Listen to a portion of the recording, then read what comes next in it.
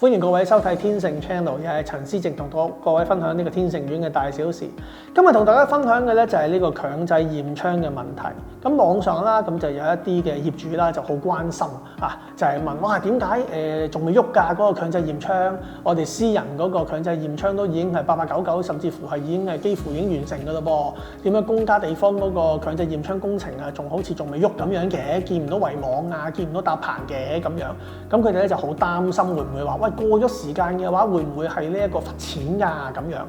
咁咧就呢度要同大家係即係要講翻清楚啦。咁第一件事咧就係我哋咧就已經係將呢一個嘅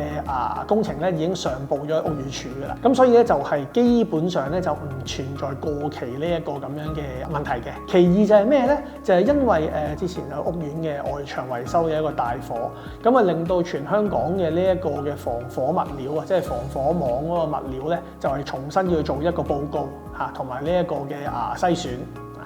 咁樣要係交呢個新嘅呢一個檢驗報告書，咁先至可以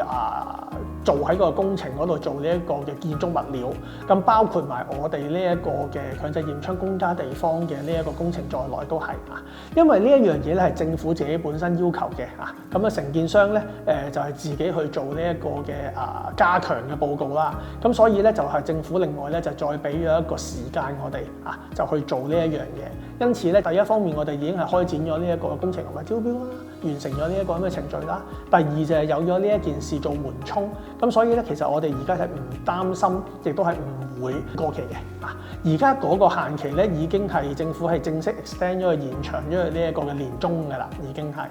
咁所以就我哋已經係完成咗㗎啦呢一樣嘢大家好快咧就可以見到我哋呢一個公家個地方嘅強制驗窗嗰度咧就係會做呢個工程嘅。呢度會幫大家係好好地咁樣把好嗰個關